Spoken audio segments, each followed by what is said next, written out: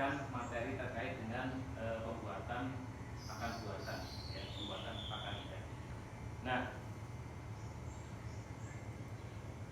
pakan buatan.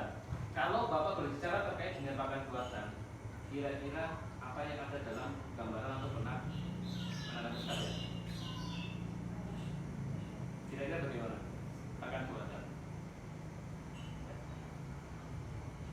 Apakah pakan buatan itu penting? Penting. Penting. Oke, nanti kita bahas dalam materi berikut ini.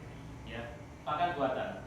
Ya, pakan buatan itu adalah pakan, ya, yang sengaja dibuat oleh manusia melalui proses-proses tertentu dengan bahan baku alami maupun tambahan, dengan formulasi tertentu di mana kandungan nutrisi, ukuran, dan bentuknya dapat disesuaikan dengan kebutuhan ikan atau udang. Jika ikan, ya, ataupun udang di dalam perairan, ya, ekosistem mereka ada di perairan, namun tidak adanya pakan buatan, maka kemungkinan pertumbuhan, ya, dari ikan ataupun udang tersebut akan menjadi lambat. Karena pakan buatan itu sendiri yang pertama dibutuhkan itu untuk kelangsungan hidup, untuk bertahan hidup. Selanjutnya dimanfaatkan untuk pertumbuhan. Jika kita membutuhkan pertumbuhan yang baik, maka tentunya dalam pakan buatan ini kita juga harus membuatnya dengan baik, dengan nutrisi yang tercukupi. Oke. Nah, syarat bahan baku pakan. Yang pertama tentunya mudah diperoleh. Kalau kita mau membuat sebuah pakan untuk ikan, ya, namun bahan tersebut sulit diperoleh, maka kemungkinan besar pakan tersebut tidak akan bertahan lama. Kemudian yang kedua, mempunyai nilai gizi yang tinggi. Seperti yang saya sampaikan tadi, dari beberapa biota, ya, ikan mas, ikan nila, ikan lele, ikan, kemudian udang faname, ikan bandeng, ya, itu mempunyai nilai protein yang berbeda-beda, ya, sehingga tentunya kita bisa mengetahui berapa kandungan protein yang dibutuhkan, ya. Kemudian bahan-bahan yang diperlukan apa saja yang mempunyai nilai gizi tinggi itu. Selanjutnya, syarat bahan baku yang ketiga adalah tidak mengandung racun. Kalau mengandung racun, ngapain kita harus bikin pakan, ya? Jadi pastikan bahwa bahan pakan tersebut tidak mengandung racun, ya. Karena pakan tersebut akan dikonsumsi oleh ikan yang akan kita pelihara nanti. Selanjutnya, syarat yang selanjutnya adalah mudah diolah.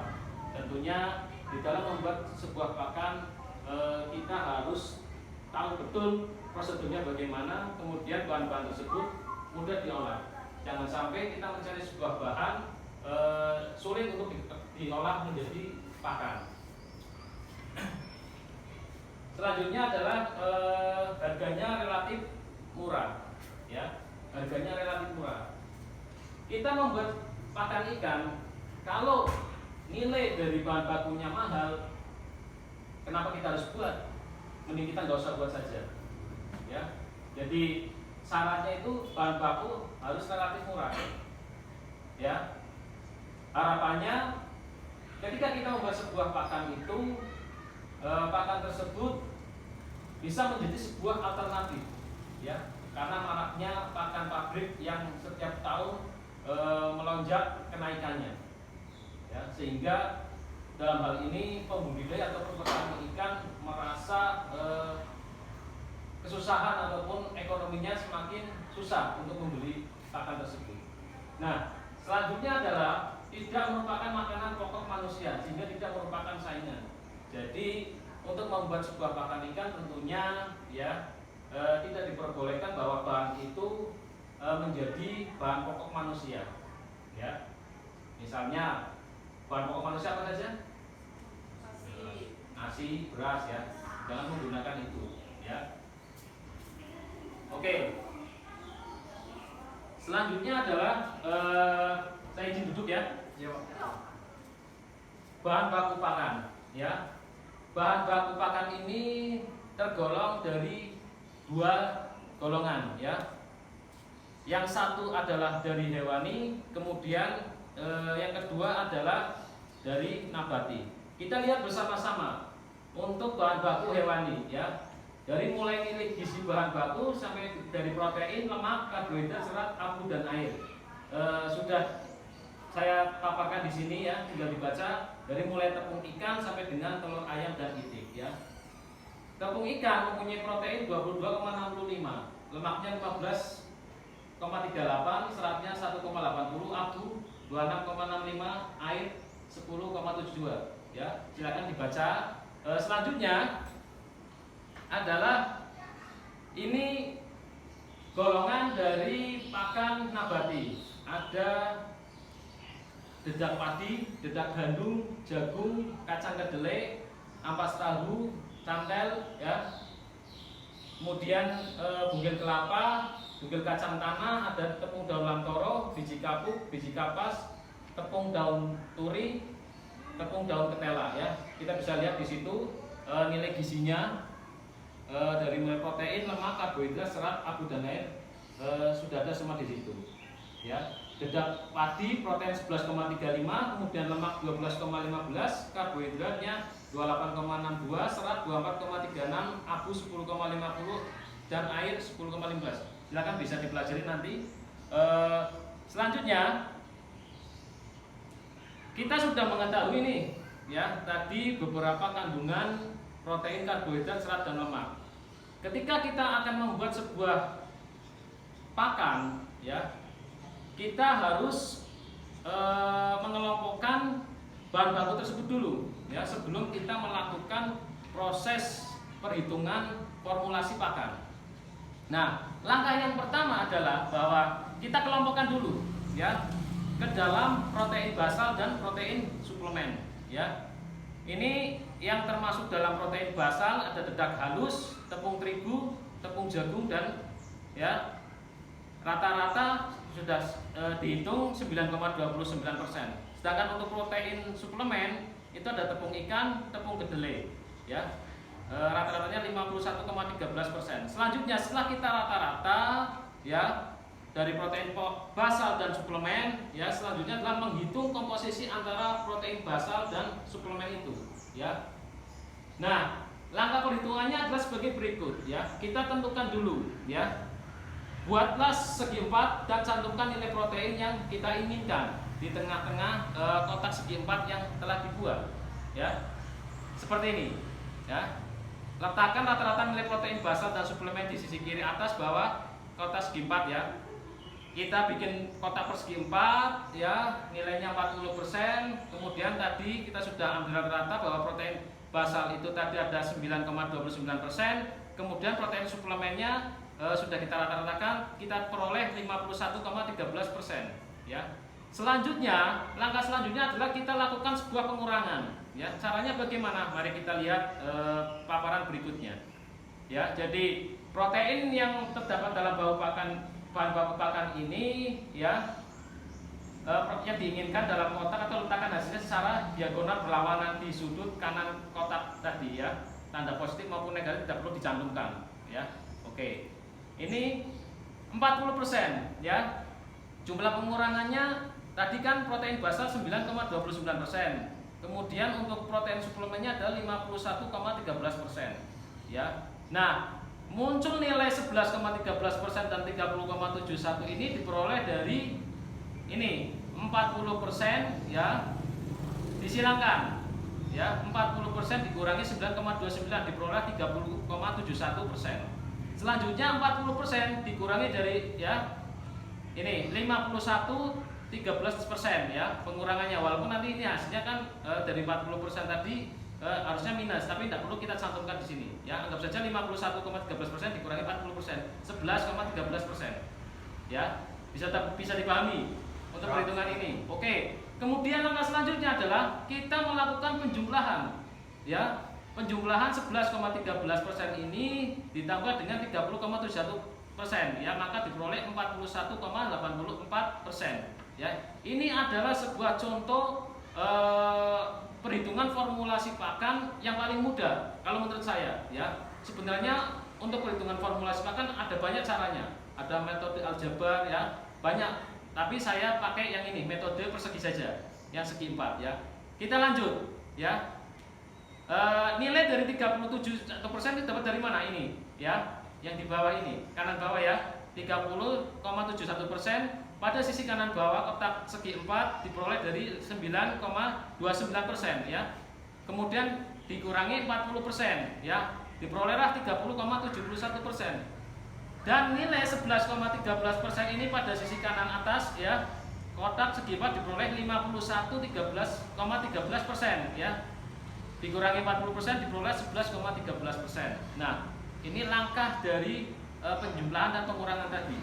Selanjutnya, tidak hanya sampai di situ saja.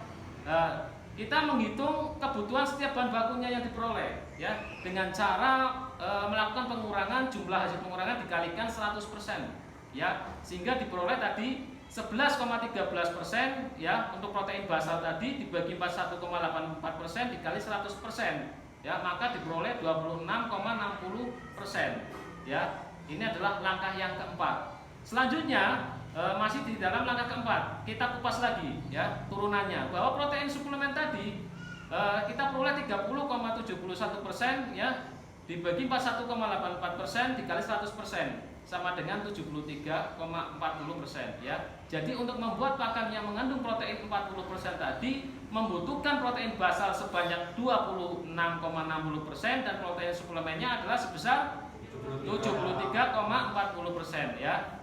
Oleh karena itu ya, bahan baku yang termasuk dalam protein basal ada 3 tadi ya. Ada dedak halus, apalagi tepung terigu dan tepung jagung ya. Komposisinya sebagai berikut ya. Dedak halus 26,60% dibagi 3, 8,87%. Tepung terigu 26,60% dibagi 3 diperolehlah 8,87%. Tepung jagung 26,60% dibagi 3 sama hasilnya 8,87%. Oke, selanjutnya adalah bahan baku yang termasuk dalam protein ini ya, suplemen ada 2, ada tepung ikan dan tepung kedelai ya. Tadi kita peroleh 70 untuk tepung ikan 73,40% dibagi 2 ya, diperoleh 36,70%. Sedangkan untuk tepung kedelai 73,40% dibagi 2 diperolehlah 36,70%. Nah, selanjutnya, langkah selanjutnya adalah kita buktikan bahwa komposisi tersebut mengandung kadar protein sebanyak 40% ya, dilakukan dengan mengalihkan kandungan protein pada bahan baku dengan kandungan protein yang digunakan sebagai berikut. Oke, ya. Ini adalah nama bahan bakunya, ada tepung ikan, ada tepung kedelai, dedak halus, tepung terigu dan tepung jagung ya. Kandungan protein dalam bahan baku tadi ya, 60, untuk tepung ikan 60,265%, tepung kedelai 39,60, dedak halus 11,35, tepung terigu 8,90, tepung jagung 7,63. Selanjutnya jumlah bahan baku yang dibutuhkan ya, tepung ikan adalah 36,70%, tepung kedelainya 36,70%, selanjutnya dedak halus 8,87%, tepung terigu 8,87% dan tepung jagung adalah 8,87% ya. Kemudian ini adalah hasil perkaliannya ya. Ya, untuk kandungan protein dalam bahan baku itu kita tandai dengan huruf A, kemudian jumlah bahan baku kita tandai dengan huruf B. Ya, ini hasil sebuah perkalian, hasil kalinya ya. Sehingga diperoleh bahwa jumlah protein dalam pakan satuan persen adalah 40%. Diperoleh dari ini, penjumlahan ini 22,99% ditambah 14,53% ya, ditambah 1,01% ditambah 0,79% dan 0,68%, maka diperoleh 40%. Ini berarti terbukti bahwa protein yang tadi yang kita buat 40%. Oke. Nah, apakah sampai di situ saja? Tidak. Ya, selanjutnya langkah selanjutnya adalah kita harus menghitung kebutuhan bahan bakunya ya dalam bentuk bobot kering. Karena yang akan kita buat adalah pakan ya. Jadi kondisinya harus kondisi bahan bakunya kering. Oke.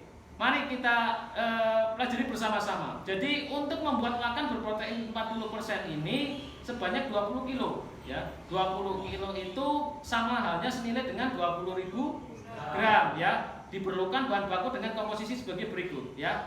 Ada tepung ikan, tepung kedelai, tepung dedak halus, tepung jagung dan tepung terigu ya. Tepung ikan 36,70% dikali 20.000 gram maka diperoleh 7.340 gram ya untuk tepung ikan yang akan kita nanti bikin. Oke. Kemudian tepung kedelai perhitungannya tadi 36,70% dikali 20.000 gram diperoleh adalah sama ya, 7.340 gram. Selanjutnya dedak halus ya. Dedak halus perhitungan persentasenya adalah 8,87% dikali 20.000 gram. Nah, maka diperoleh adalah 1.774 gram. Dan tepung jagung 8,87% ya dikali 20.000 gram, maka diperoleh 1.774 gram ya, sama antara dedak halus, tepung jagung dan tepung terigu. Oke, itu perhitungannya sama. Setelah kita mengetahui bahwa tadi kita sudah melakukan sebuah formulasi, perhitungan formulasi ya, kemudian kita timbang. Nah, timbang ini dengan melihat tadi satuan dari gram tadi ya, kita siapkan tepung kedelai sebanyak 7.340 gram sampai dengan tepung terigu yang tercatat adalah tadi berapa? 1.774 gram. Itu nanti kita siapkan seperti itu bahan bakunya ya. Tepung kedelai 7.340 gram, dedak halus 1.774 gram, kemudian tepung jagung adalah 1.774 gram dan tepung terigu 1.774 gram. Nah, setelah bahan baku ini ditimbang, maka barulah kita melakukan sebuah proses pembuatan pakan. Nah, anak-anakku sekalian, bahwa ketika kita mencari sebuah alternatif bahan baku pakan, alangkah baiknya sebelum kita melakukan penimbangan tadi yang sudah kita hitung, kita lakukan penghalusan terlebih dahulu dengan cara kita ayak dulu bahan bakunya ya, sehingga antara bahan baku yang kasar dengan yang halus terpisah. Jadi nanti yang kita pakai adalah bahan baku yang halus ya, biar mudah untuk dicerna ya, jangan yang kasar yang kita ambil. Kalau yang kasar itu tadi kan serat ya, paham ya? Nah, setelah kita lakukan pengayakan, penghalusan, kemudian kita timbang ya, kita timbang, kemudian setelah itu kita lakukan mixer. Mixer itu kita homogenitaskan antara tadi tepung kedelai, tepung ikan, dedak, kemudian apa lagi tadi?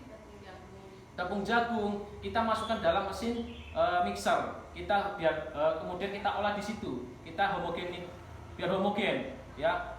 Jadi menyatu ya. Partikel-partikelnya menyatu semuanya. Kemudian kita kasih air ya. Nah, air tersebut harus air yang mendidih ya. Air mendidih. Dalam proses pembuatan pakan, setelah tadi dimasukkan ke dalam mixer, kemudian kita kasih air, kita olah, kita homogeniskan, barulah masuk ke dalam mesin penggilingan atau mesin pencetak pelet tersebut ya. Mesin pencetak tinggal kita sesuaikan ukurannya seperti apa. Kalau untuk pakan untuk benih ikan ataupun lava, maka size-nya kita rubah ya, ukurannya lebih kecil. Kemudian kalau yang akan kita buat untuk pakan konsumsi, ikan konsumsi, maka yang kita gunakan adalah ukurannya size-nya yang agak besar. Jadi untuk size keluaran dari cetakan tersebut bisa kita atur ya. Selanjutnya setelah kita lakukan proses pencetakan itu, kemudian kita melakukan pengopenan. Pak, di tempat kami nggak ada open Pak, listriknya susah ya. Bisa alternatif lain dengan cara kita melakukan penjemuran ya, dijemur. Setelah kita bikin pakan tersebut ya, kemudian sudah diambil, selanjutnya kita jemur ya di bawah terik matahari langsung. Oke, setelah itu bisa kita kemas ya. Setelah dilakukan pengemasan, kemudian kita bisa melakukan pengujian dari pakan itu. Pengujian baik dari segi laborat untuk mengetahui tadi proteinnya berapa, silakan bisa diuji. Namun biasanya kalau untuk konsumsi pribadi, kita langsung menggunakan pakan tersebut untuk konsumsi ikan. Oke.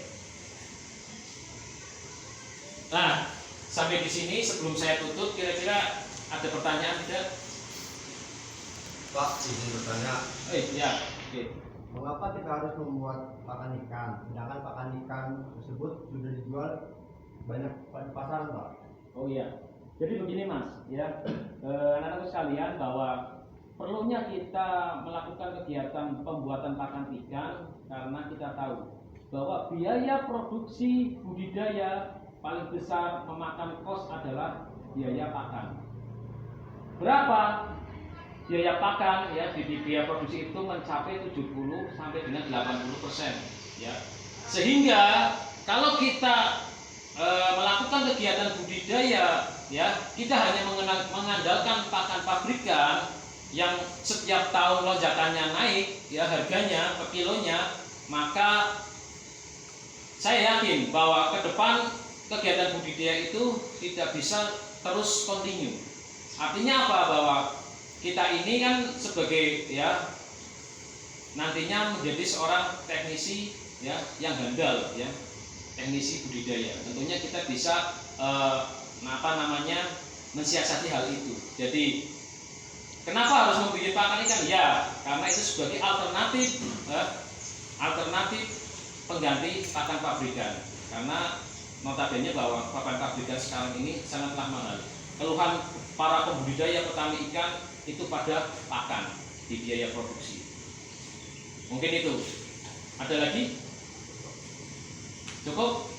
Oke. Terima kasih atas partisipasinya untuk mengikuti materi pada sore hari ini.